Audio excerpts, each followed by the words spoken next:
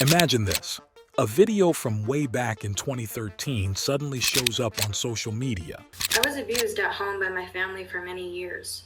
My parents are Jehovah's Witnesses, and I left the religion when I was 14, and the abuse at home worsened after I quit. Like a blast from the past. In it, there's this girl who seems sweet, dressed in an orange prison outfit, and she's got a big smile on her face. What's even stranger is that they've put the popular song Sweet But Psycho by Ava Max over the video. People on the internet had all sorts of reactions. Some were all about how pretty the girl looked, while others went deeper, talking about the serious issue of untreated mental illness and how it can lead to something as shocking as murder. But here's the real twist. The girl with the sweet face in that video is named Isabella Guzman. And you'd never guess it, but she's not what she seems. Behind that innocent look lies a chilling story of murder. Fight with my mom was terrible, and I was injured in the process. I have the scars on my hands. I don't know if you can see or not.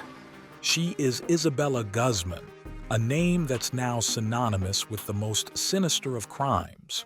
Join us as we unravel the enigmatic tale of the sweet but psycho killer, Isabella Guzman, and explore the haunting complexities of her journey. In the heart of Colorado, in the year 1995, Isabella Guzman came into this world. She was the beloved daughter of Hoy and Robert Guzman, and their small family led a life filled with happiness and harmony. Isabella was a bundle of joy from the very beginning. She was cheerful, friendly, kind, and intelligent, always spreading her positive energy everywhere she went. Trouble was something that seemed far away from her in her childhood and adolescence. But like many stories, the peaceful days for the Guzman family didn't last forever.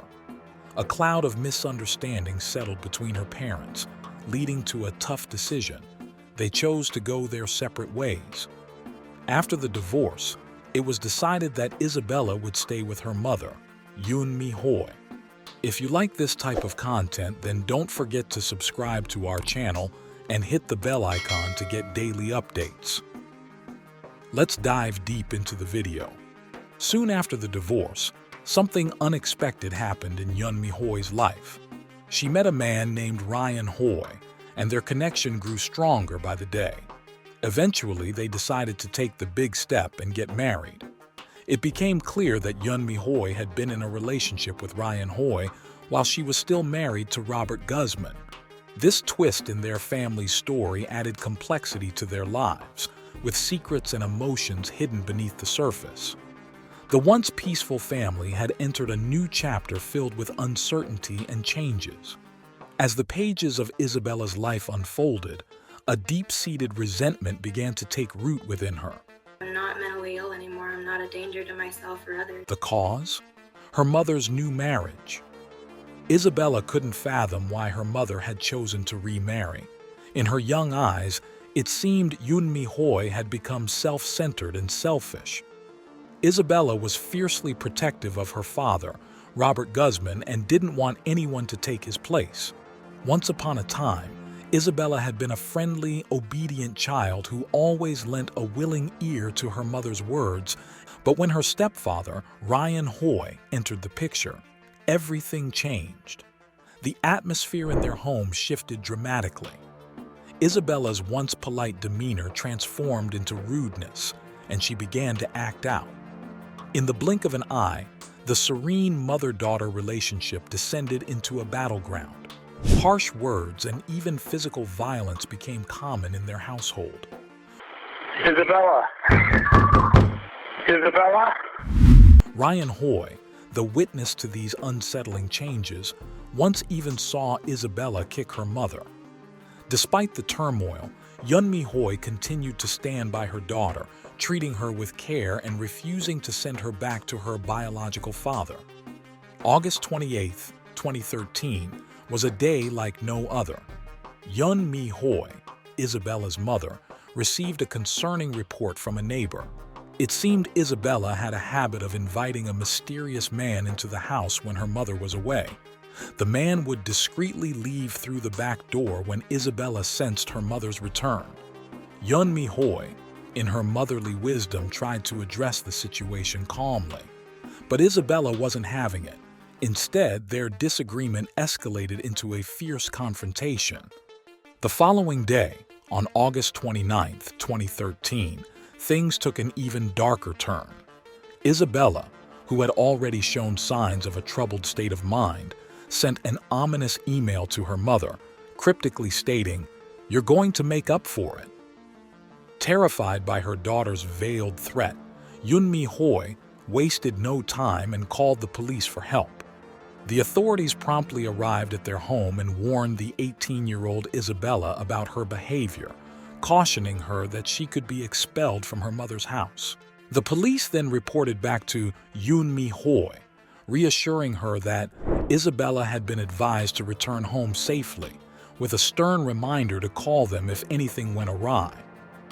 In the aftermath of this unsettling incident, Isabella locked herself in her room, clearly disturbed by the events unfolding around her. Fearing for her child's safety, Hi Moy reached out to her ex-husband, Robert Guzman, hoping he could reach their daughter and guide her back to a better path.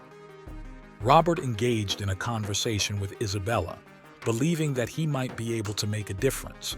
That evening, Hi Moy returned from work as usual around 9:30 p.m.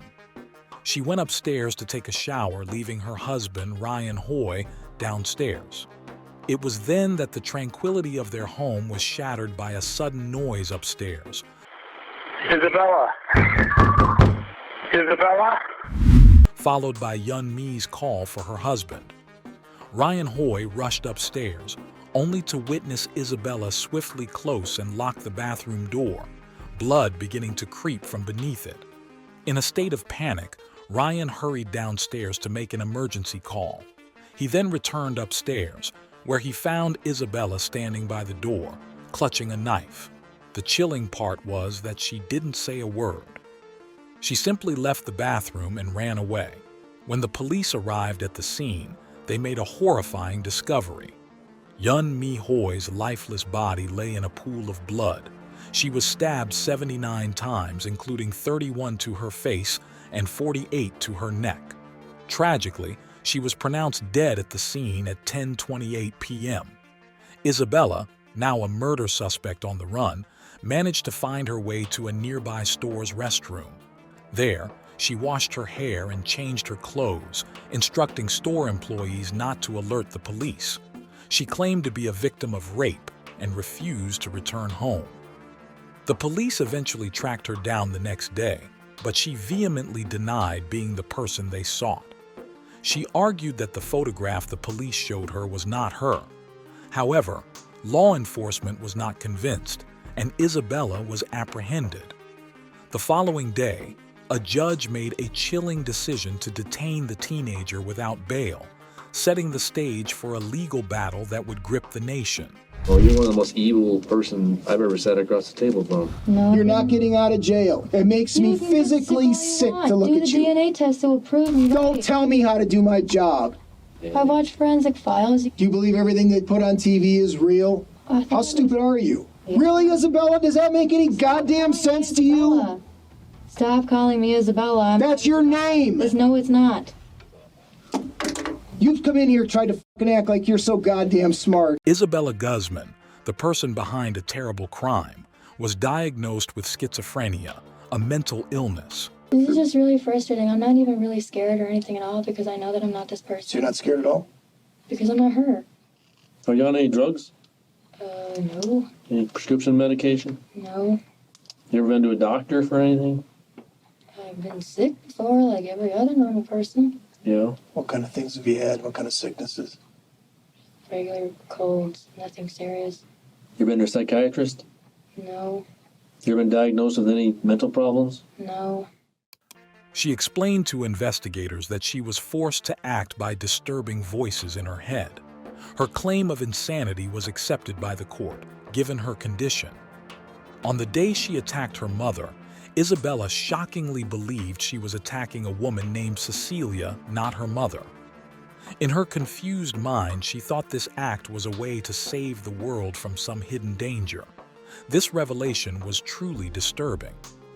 As the trial proceeded, the court heard from doctors who shared a grim picture of Isabella's deteriorating mental health. They testified that she had been struggling with worsening delusions and unsettling hallucinations for years leading up to the tragic event. In the quiet of the courtroom, it became clear that Isabella sincerely thought she was a hero, acting out of a misguided belief that she was protecting the world. Isabella Guzman, only 18 years old when she committed a shocking act of violence, found herself in the merciless grip of the legal system. She was tried as an adult and faced the daunting charge of first-degree murder for the tragic death of her mother. Isabella's defense sent shivers down the spine of everyone in the courtroom. She boldly pleaded insanity, claiming she heard sinister voices in her head. In her distorted reality, she believed she was harming a woman named Cecilia, not her mother. It was a plea that would change the course of her life. The courts, after careful consideration, were swayed by Isabella's plea of insanity. It was a verdict that left her neither guilty nor innocent, but rather not guilty because of insanity. But make no mistake, this wasn't a ticket to freedom. Isabella was destined for a different path, one that would take her away from a prison cell, but not into the arms of liberty. She was transferred to the Colorado Mental Health Institute in Pueblo, where she resides to this day. It was here that the unsettling layers of Isabella's story started to unravel. In a 2020 interview, she revealed that her sanity had been restored. This shocking transformation was, according to her, a result of years of what she described as abuse within her family. I was abused at home by my family for many years. My parents are Jehovah's Witnesses. And I left the religion when I was 14, and the abuse at home worsened after I quit. I was not myself when I did that, and I have since been restored to full health, Isabella declared. I was not myself when I did that, and I have since been restored to full health. Her story took another dark turn when she disclosed the abuse she faced at home. Her parents, devout Jehovah's Witnesses, had raised her in a religious environment. However, her life spiraled into a nightmare when, at the tender age of 14, she chose to leave the religion. Isabella claimed that her decision to break free from the faith was met with a surge in abuse from her own family. I was abused at home by my family for many years.